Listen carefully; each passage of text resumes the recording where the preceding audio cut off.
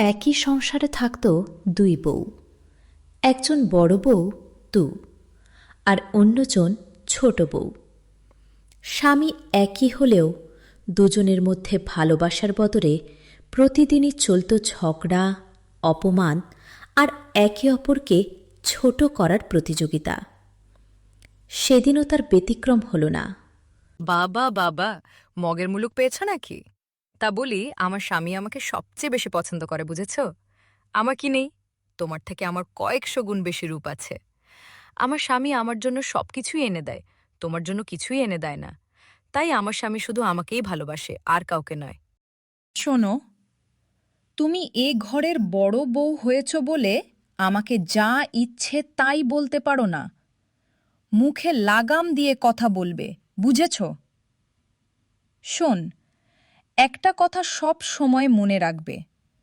এই ঘরে কিন্তু আমি আগে প্রবেশ করেছি।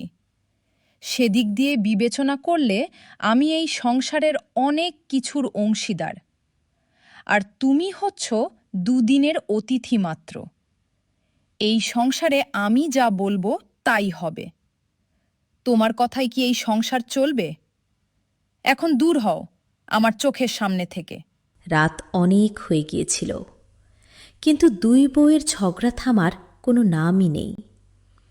শেষ পর্যন্ত ঘুম থেকে উঠে স্বামী তাদের সামনে এসে দাঁড়াল।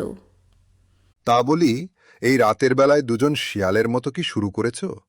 মনে হচ্ছে শিয়ালে মুরগি পেয়েছে। এত চিল্লাপাল্লা হাঁকডাক কিসের?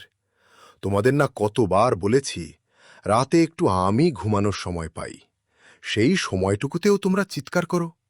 সব দোষ আমার, কেন যে দুটো বিয়ে করতে গেলাম। আর যদি বিয়ে না করতাম তাহলে আজ এই দিন দেখতে হতো না। আমাকে কি একটু ঘুমাতে দেবে তোমরা? তোমাদের পায়ে পড়ি।